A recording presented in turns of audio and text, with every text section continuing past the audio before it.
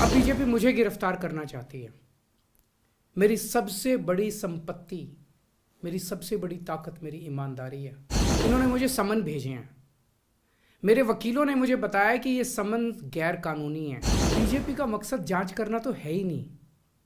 इनका मकसद तो लोकसभा चुनाव में मुझे प्रचार करने से रोकना है। इनका मकसद है पूछताछ के बहाने केजरीवाल को बुला लो और उसे गिरफ्तार कर लो ताकि मैं लोकसभा चुनाव में प्रचार ना कर पाऊँ। शराब घोटाला, पिछले 2 साल से ये शब्द आपने कई बार सुना होगा। 2 साल से बीजेपी की सारी एजेंसीज कई रेड मार चुकी हैं, कई लोगों को गिरफ्तार कर चुकी हैं, लेकिन अभी तक एक भी पैसे का हेरफेर कहीं नहीं मिला।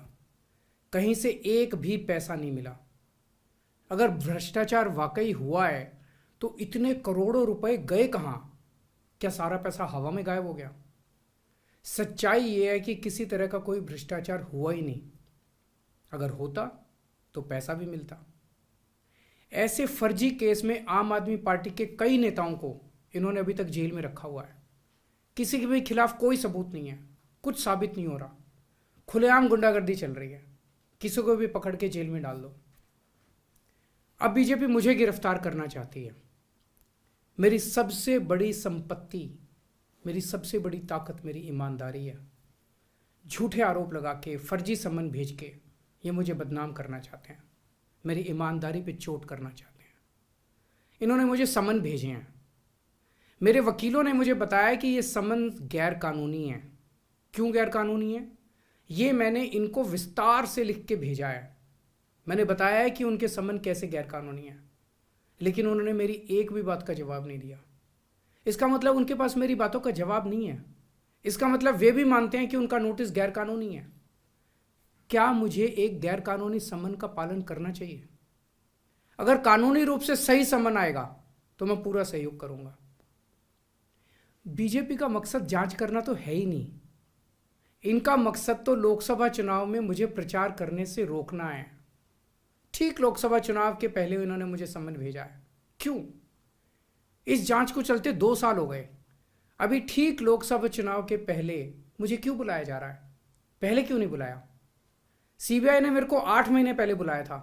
मैं सीबीआई में गया था, उनके सारे जवाब भी दिए थे। लेकिन अब ये लोग ठीक लोकसभा चुनाव के 2 महीने पहले मुझे बुला रहे हैं। तो बीजेपी का मकसद कोई पूछताछ करना थोड़ी है।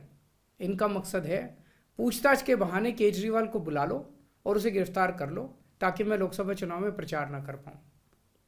आज बीजेपी भ्रष्टाचारियों को नहीं पकड़ रही, बल्कि खुलेआम ईडी और सीबीआई का इस्तेमाल करके दूसरी पार्टियों के नेताओं को तोड़ के बीजेपी में शामिल करवाने का काम किया जा रहा है। एक नहीं, 2 नहीं, कितने उदाहरण हैं जहां किसी पार्टी के नेता के खिलाफ ईडी सीबीआई के मामले चल रहे थे या उन पे गंभीर आरोप लगे हुए थे। जैसे ही वो नेता बीजेपी में शामिल हुए, उनके सारे पुराने मामले बंद कर दिए गए या ठंडे बस्ते में डाल दिए गए। तो जो इनकी पार्टी ज्वाइन कर लेता है उसके सारे मामले रफा दफा कर दिए जाते हैं।